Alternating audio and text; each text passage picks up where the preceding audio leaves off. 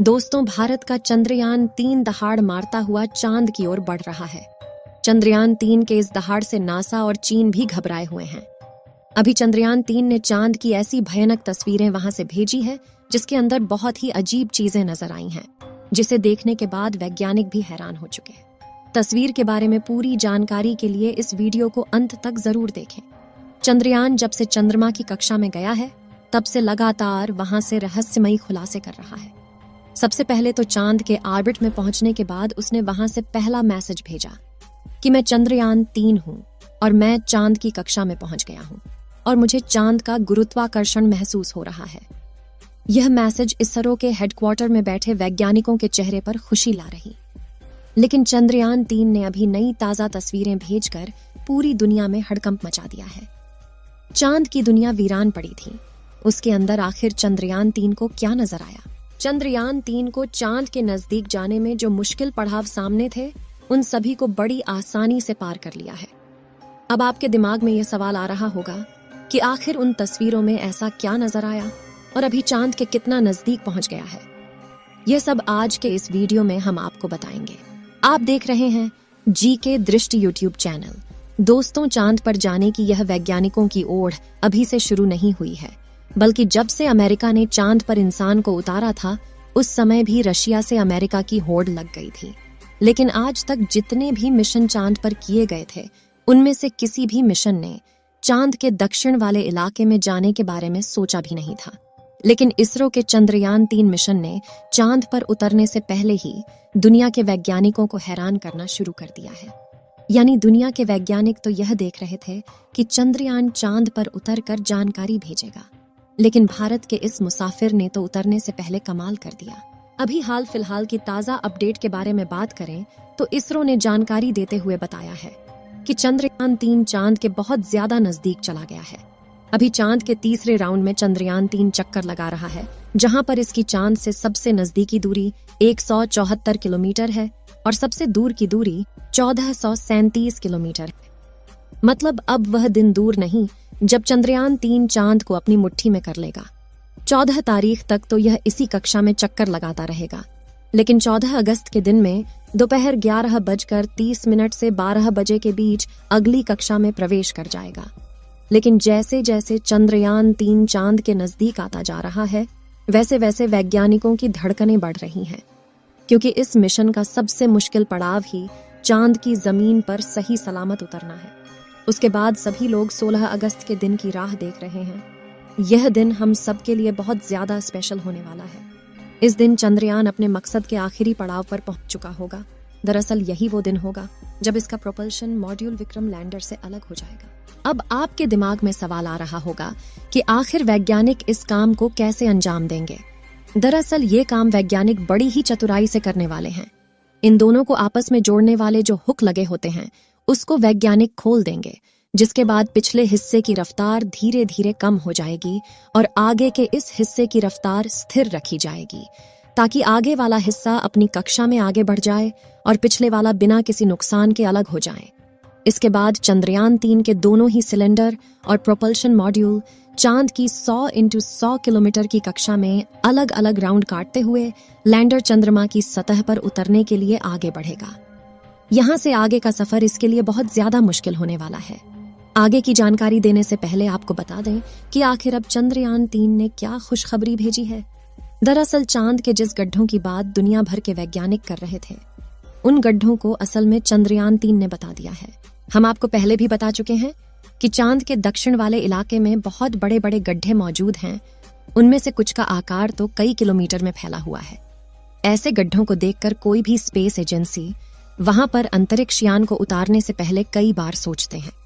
इन्हीं डरावने गड्ढों की तस्वीरें चंद्रयान-3 ने दुनिया के सामने भेजी हैं। इस तस्वीर को देखकर इसरो के वैज्ञानिकों की आंखें खुशी से भर गईं, जब चंद्रयान-3 के अंदर लगे हुए हाई रेजोल्यूशन कैमरे ने चांद की खूबसूरत तस्वीरें कैप्चर की। फोटो के अलावा चंद्रयान ने वहां का लंबा वीडियो भी बनाया, जिसे आप इस समय अपनी स्क्रीन पर देख सकते हैं, और इसे देखकर हर एक भारतीय नागरिक का सीना गर्व से चौड़ा हो चुका है। दोस्तों, हमारे इसरो के वैज्ञानिकों ने पहले ही हर चीज की गणना कर ली थी और अब उसी के प्लान अकॉर्डिंग चंद्रयान-3 आगे बढ़ रहा है। आगे के प्लान की बात करें तो वैज्ञानिक अब धीरे धीरे उसके ऑर्बिट को छोटा करते जाएंगे और उस हिसाब से चंद्रयान चांद के नजदीक चला जाएगा।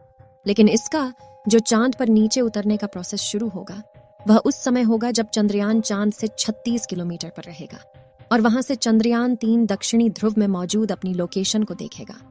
दोस्तों, यहाँ इसरो के वैज्ञानिकों ने अपना तेज दिमाग का इस्तेमाल करके अपने यान को सीधा लैंडिंग के लिए नहीं भेजा है, बल्कि वह धीरे धीरे ऑर्बिट बदलकर चंद्रमा की तरफ अपने कदम आगे बढ़ा रहा है।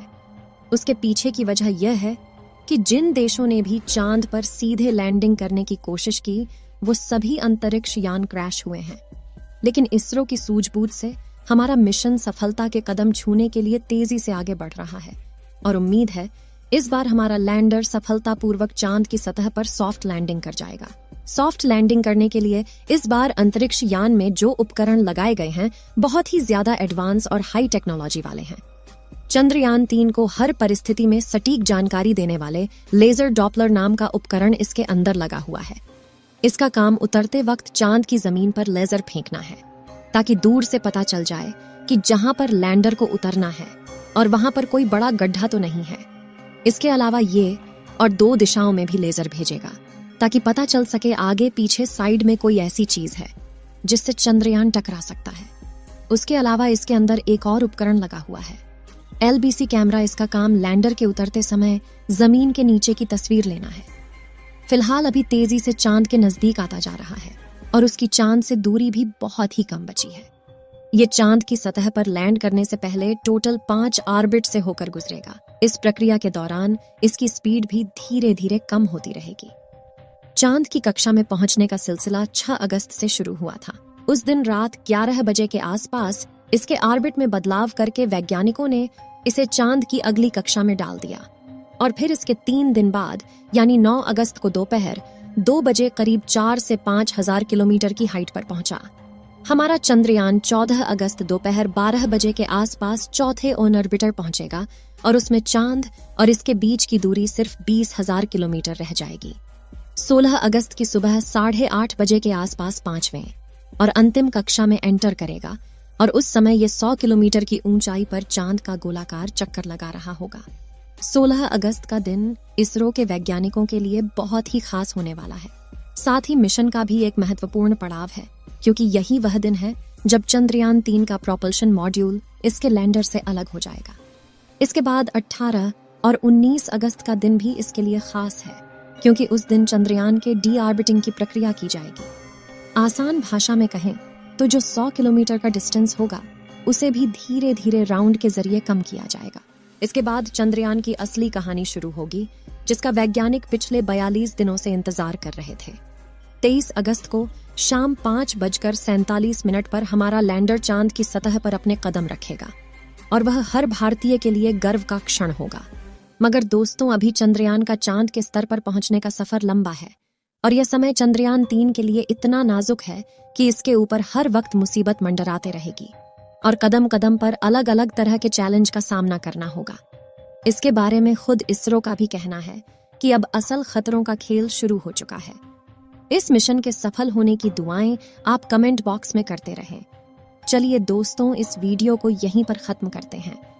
इस वीडियो को एक लाइक जरूर करें और अपने मित्रों तक इस वीडियो को शेयर करें ताकि उन्हें भी जानकारी मिल सके और अपने भरोसेमंद चैनल को सब्सक्राइब जरूर करें और बेल आइकन को ऑल पर सिलेक्ट करना बिल्कुल ना भूलें। मिलते हैं किसी और नॉलेजेबल वीडियो के साथ। वीडियो को अंत तक देखने के लिए धन्यवाद।